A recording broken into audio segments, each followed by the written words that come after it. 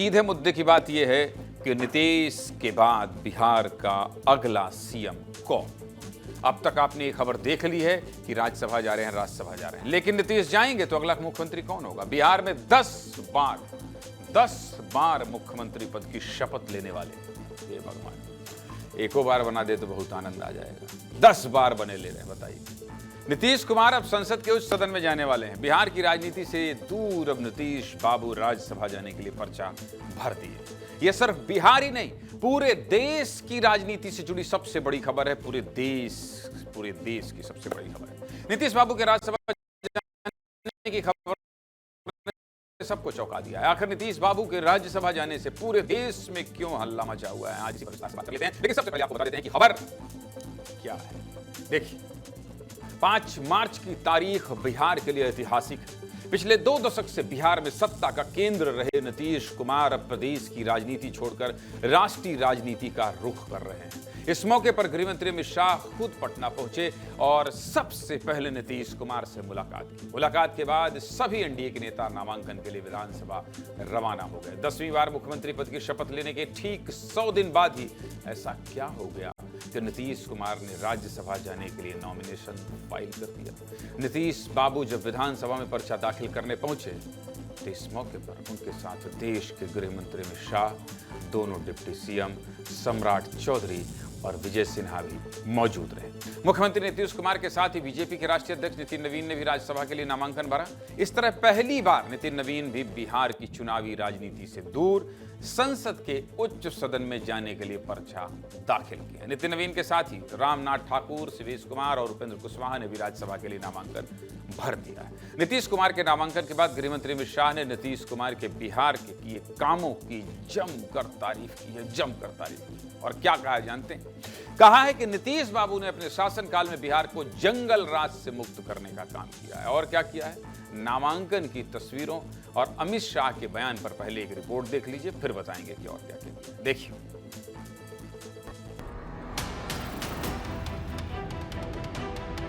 बहुत लंबे अरसे के बाद श्री नीतीश कुमार जी फिर से एक बार राष्ट्रीय राजनीति में राज्यसभा सांसद के नाते प्रवेश करेंगे। कार्यकाल उनका बिहार के इतिहास में स्वर्णिम पृष्ठ के रूप में लिखा जाएगा और बिहार के विकास के सारे मायने को उन्होंने गति देने का काम किया।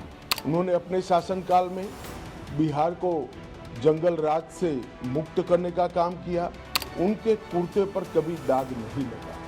पूरा जीवन भ्रष्टाचार के आरोप लगने बगैर इतना लंबा राजनीतिक सफर शायद ही किसी राजनेता ने तय किया हो जो नीतीश कुमार जी ने किया है। फिर से एक बार वो राज्यसभा के सांसद के नाते दिल्ली आ रहे हैं। मैं और एनडीए के सभी साथी उनका हृदय से स्वागत करते हैं।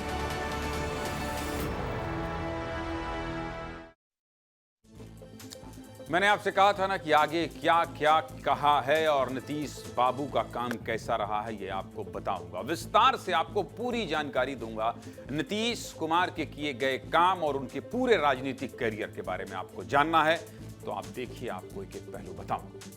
नीतीश बाबू के 50 साल के राजनीतिक करियर में सिर्फ राज्यसभा ही जाना बचा था, बाकी सारी मनोकामना इनकी पूरी हो चुकी है।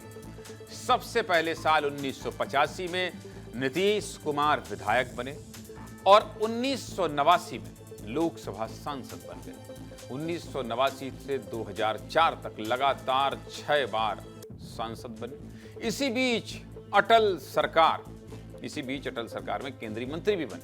इसके बाद साल 2005 में नीतीश कुमार बिहार के मुख्यमंत्री बन गए। बिहार में सत्ता मिली तो पूरा फोकस अब नीतीश बाबू का बिहार पर ही हो गया। मुख्यमंत्री बनने के बाद नीतीश कुमार साल 2006 में पहली बार विधान परिषद के सदस्य बने और 20 साल से विधान परिषद के ही सदस्य हैं और इसके साथ साथ बिहार के मुख्यमंत्री भी। इन 20 सालों में सिर्फ एक बार कुछ महीनों के लिए ही नीतीश बाबू ने जीतन राम मांझी को मुख्यमंत्री बनाया। बाकी 19 साल से ज्यादा समय तक खुद ही मुख्यमंत्री की कुर्सी पर बैठे थे। डिप्टी सीएम का पद दूसरों को दे देते थे, लेकिन मुख्यमंत्री की कुर्सी को हाथ नहीं लगाने दिया। लेकिन 5 मार्च 2026 की सुबह ठीक 10:54 पर नीतीश कुमार ने सोशल मीडिया एक्स पर एक पोस्ट किया और लिख दिया कि अब वो राज्यसभा सदस्य बनना चाह रहे हैं। इस पोस्ट के बाद सारे कयासों और सूत्रों की खबर पर क्या लग गई?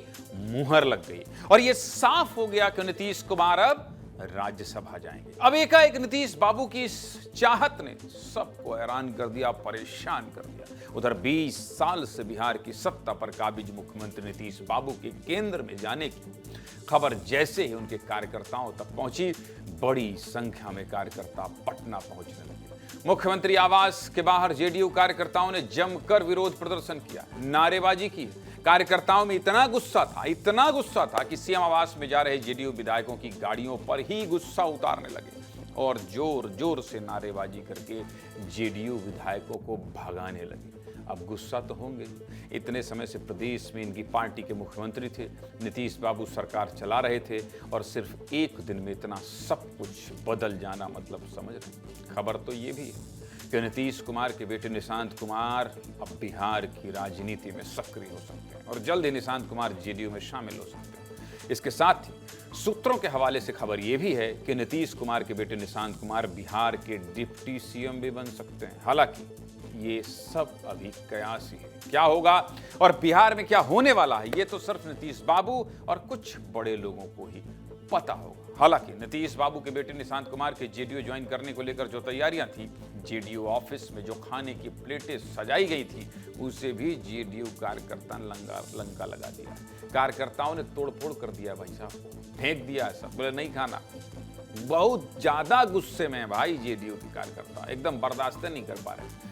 एक कार्यकर्ता तो कैमरे पर ही फपक फपक कर रोने लगे। जेडीयू कार्यकर्ताओं में कैसी नाराजगी देखना चाहते हैं, नीतीश के प्रति कैसा प्रेम है सुनना चाहते हैं, देख सुन लीजिए।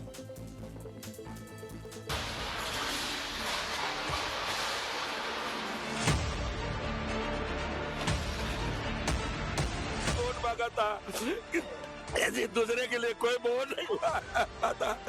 आज नीतीश कुमार नहीं रहेंगे, आप लोग नहीं रहेंगे।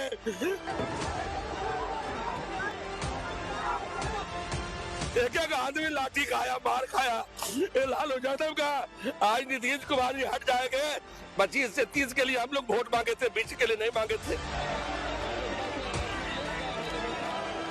ये धोखेबाजी है। किसी ने कार्यकर्ताओं से नहीं पूछा।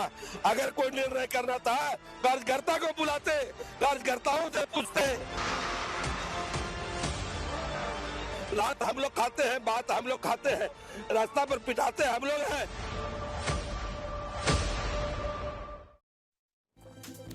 वैसे बतिया तो सही है कह रहे हैं ये जेडीयू के कार्यकर्ता कि लात हम लोग खाते हैं, बात हम लोग सुनते हैं और फैसला ये खुद ले लेते हैं। इन्हीं कार्यकर्ताओं ने ठीक 1 साल पहले बिहार की गलियों में पोस्टर लगाया था, 25 से 30 फिर से नीतीश। इसी पोस्टर के साथ ये नारा वायरल हो गया और पूरे बिहार चुनाव में यही नारा गूंजता रहा, 25 से 30 फिर से नीतीश। बस इसीलिए अब ये कार्यकर्ता फूट फूट कर रो रहे हैं कि अभी 30 में तो 4 साल बचा है भैया। और ये बीचे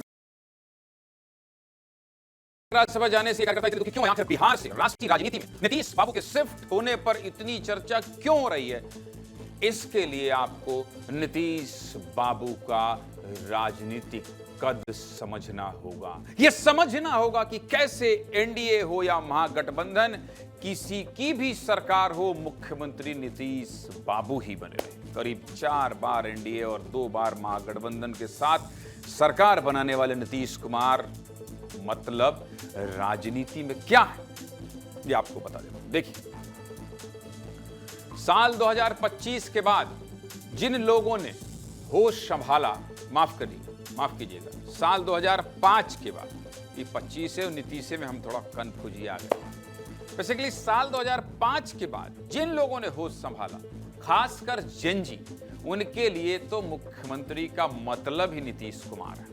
मतलब बिहार की एक पूरी पीढ़ी ने नीतीश बाबू को ही अपना मुख्यमंत्री देखा। उनको तो याद भी नहीं कि बिहार बिना नीतीश कैसा था। सबसे ज्यादा बार मुख्यमंत्री बनने का रिकॉर्ड नीतीश बाबू के नाम है। नीतीश बाबू ने बिहार को जंगल राज से मुक्ति दिलाई, पहले कार्यकाल में ही अपने सख्त फैसलों से सुशासन बाबू की छवि बनाई। मतलब जिस बिहार में एक समय पहले तक दिन दहाड़े मर्डर, बलात्कार, लूट की घटनाएं होती थी, उसी बिहार को विकास के पथ पर आगे बढ़ाया। सत्ता हो या विपक्ष, दोनों को ही साधने में नीतीश बाबू का कोई जवाब नहीं। तभी तो जो पसंद आए उधर ही चले जाते हैं।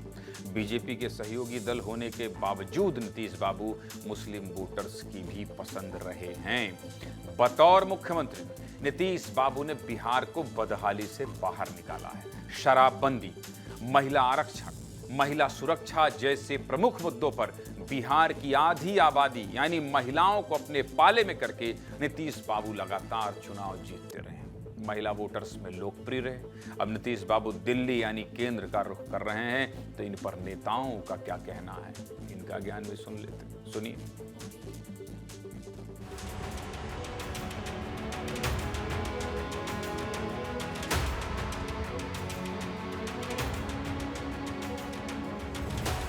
ये नीतीश जी का निर्णय है और सुना है 3 साल पहले भी उन्होंने राज्यसभा जाने की पेशकश की थी, लेकिन इस बार वो जा रहे हैं और जो भी सरकार बनेगी वो उन्हीं के नेतृत्व में बनेगी। एनडीए ने ये नारा दिया था कि 2025 से 30 फिर से नीतीश, और उस समय भी हम चुनाव में भी घूम करके कहते थे कि नीतीश जी को भाजपा के लोग जो है हाईजैक कर रखे हैं और इनको दोबारा कुर्सी पे बैठने नहीं देंगे। और हम ये भी कहते थे कि महाराष्ट्र जैसा जो है रिफाइंड तरीके से बिहार में इस चीज़ को लागू किया जाएगा। हमारा सपना था कि बीजेपी की सरकार बने एक बार बिहार में, और बीजेपी ने बराबर जो भी सरकार दिया है वो एनडीए की सरकार अभी चल रही थी बहुत ही, और एनडीए की सरकार आगे भी चलेगी। भले नेतृत्व में बीजेपी का नेतृत्व हो सकता है, होगा। ये बहुत बड़ा राजनीतिक अपहरण इतिहास में कहा जाएगा कि जिस तरह से आदरणीय नीतीश कुमार जी को हटाने का, कुर्सी से बेदखल करने का प्लान बीजेपी ने तैयार किया, ये कभी भी लोकतंत्र के लिए ठीक नहीं है। नीतीश कुमार जी इस हमारे प्रदेश के नहीं देश के सबसे कद्दावर नेता हैं और सबसे प्रतिष्ठित नेता हैं, और इतिहास जानता है कि नीतीश कुमार जी किसी के दबाव में नहीं आते।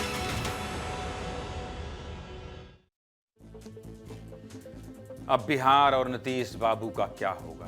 बिहार में मुख्यमंत्री की कुर्सी किसको मिलेगी? ये सब सवाल बिहार से लेकर दिल्ली तक हर किसी के मन में चल रहा है। भाई साहब, ग्राफिक्स के जरिए अब मीडिया वाले भी आप लोगों को अलग अलग समीकरण और चेहरे बता देते हैं। ऐसा लगता है कि हमसे ज्ञानी कोई आई है नहीं, लेकिन सच्चाई तो यही है कि हम और आप कितने भी कयास लगा लें, बीजेपी की नीति और रीति को समझना अब मुश्किल ही नहीं नामुमकिन हो गया है। इसलिए अब मुख्यमंत्री कौन बनेगा इस पर कोई ग्राफिक्स नहीं दिखाऊंगा, अपनी बेइज्जती नहीं करवाऊंगा, सीधी दिल्ली चलूंगा, अमृत तिवारी को फंसाऊंगा। ए अमृत तिवारी, मुस्कुराओ नहीं, लगाओ कयास, मारो गप, बोलो झूठ।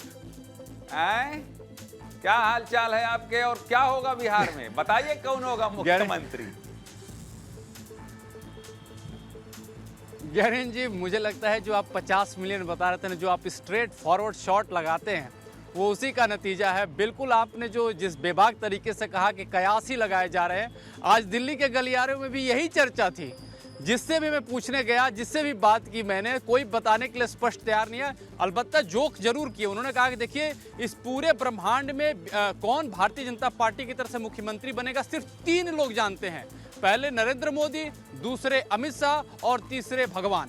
तो ये यहाँ पे चर्चा चल रही है कि मुख्यमंत्री कौन बनेगा, लेकिन जो नाम जो कहा जा रहा है कि नीतीश कुमार जिस कद के नेता हैं, उस कद का नेता जो है भारतीय जनता पार्टी का वहां लाना मुश्किल है। उनके इर्द गिर्द कौन खड़ा हो सकता है, किसके पास कैपेबिलिटी है, कॉम्पेटेबिलिटी है, अब इस मेरिट पे यहाँ पे चर्चाएं और जो है तेज हो रही हैं। जिसमें से सम्राट चौधरी चूंकि बड़े ही आगे चल के चुनाव लड़ रहे थे इसलिए उनका नाम आगे हो रहा है, लेकिन उसको लोग नीचे मान रहे हैं। उसके अलावा विजय कुमार सिन्हा को प्रोमिनेंसी मिल रही है यहाँ के चर्चाओं में। और एक और नाम है जिसके ऊपर गौर फरमाना जरूरी है, वो है दिलीप जायसवाल को लेकर के, कि जायसवाल भी हो सकता है कि इस रेस में आगे आ जाए।